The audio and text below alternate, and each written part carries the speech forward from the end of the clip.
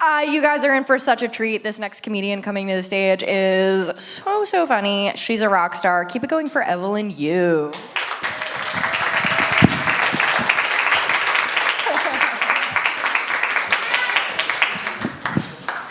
All right, hey everybody, thank you for coming out.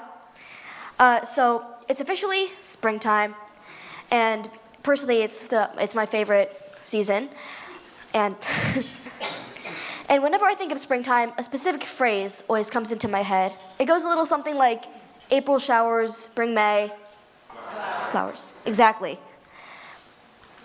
And although it's an incredibly popularized term, I'm willing to bet that none of you know its origins. Anyone? Anyone? Nerd.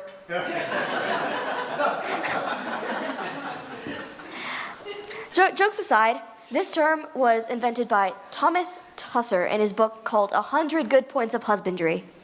Now, let's look into that word husbandry for a second. One would think that it means like being a husband or like how to care for your wife. It's actually not. It's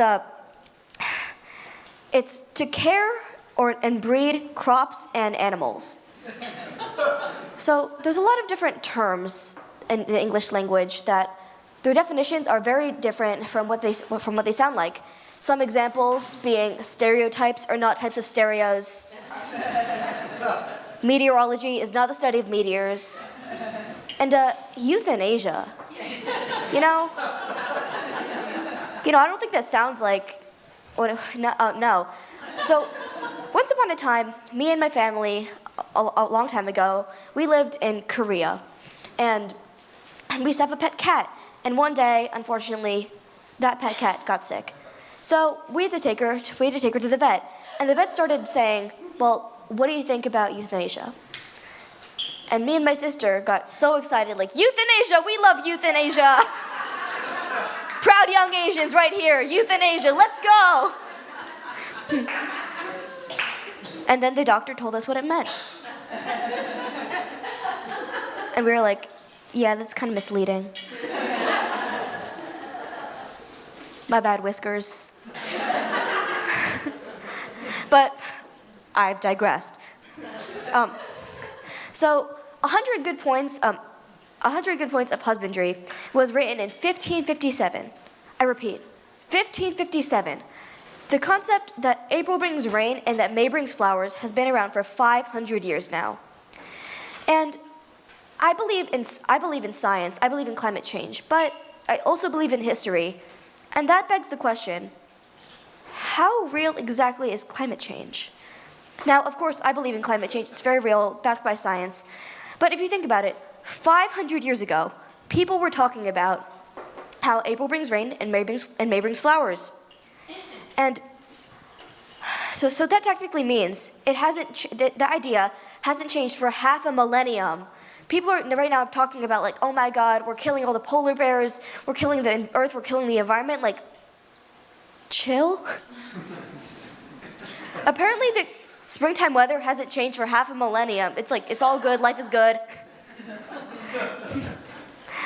All right, so if you think about it, like if 500 years ago, the concept was April showers, May brings flowers, then 500 years later, in current day, I have a feeling they would think that our sayings now would be like, April showers, May brings the satanic powers. April showers raise the undead in the late night hours. All right, and April showers, May brings flowers, I feel like I've said that a lot now. But anyways, that term it's traditionally an English term, but I can imagine that term being used in other countries, perhaps China. Like an old Chinese philosopher just being like, they say, June bring the mice, July bring the rice. August bring the sunshine, September bring the hard times. January bring the festival, July bring the vegetable.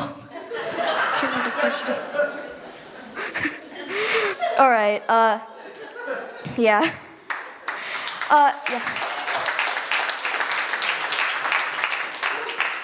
Stop clapping, you're not finished. All right. So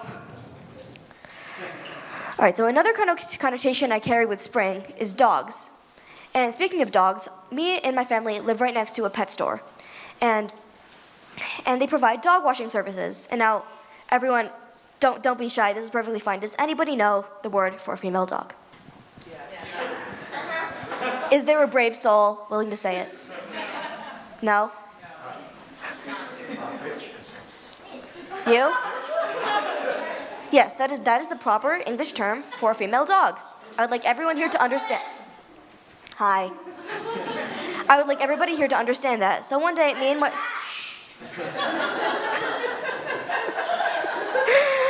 So one day, me and my friends were at school just joking around, and we were coming up with like a slogan that a pet washing service could use, and we thought of, "We clean dirty bitches here."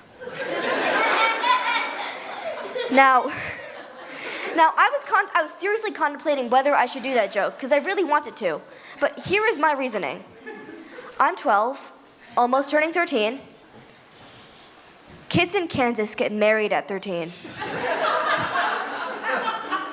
I can have fun, can't I? All right.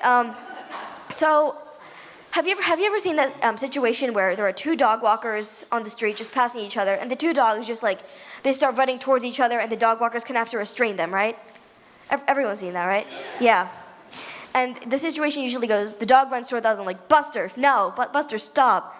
But the thing is, there have been scientifically proved theories that when you try to restrain a dog, actually, the dog will try to keep going. It's like a reverse effect. So technically, that means that it'll work on humans. For example, my friend, she recently got rejected by her crush, unfortunately, and another girl, she came to comfort her. She said, "Oh, don't worry, just cheer up. It's gonna be fine. It doesn't matter what he thinks about you." And what are you expecting to get out of that, saying cheer up to somebody? Are they supposed to be like, "Oh my God, I didn't realize I could have cheered up before. Oh my, thank you for your wonderful advice. I feel so much better now. Here, have all of my money." No, that's not how that works. So, from the scientific point of view, from my perspective, here's what I would have done. Like, "Oh my God, my crush just rejected me. I feel so sad right now. Look, I understand your situation. I feel really bad for you. But have you ever heard of deodorant?" You know what? There's this thing that I think you might really benefit from. It's kind of obscure. It's called shampoo. It's called shampoo. Mary, soap is our friend. Soap is our friend. And on that note, thanks for coming out and supporting young comedians. This youth in Asia hopes you have a great spring.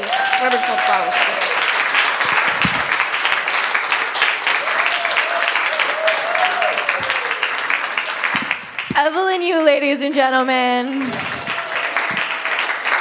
Let the record show, I did tell her to not do that joke today, but I appreciate the streak of rebellion.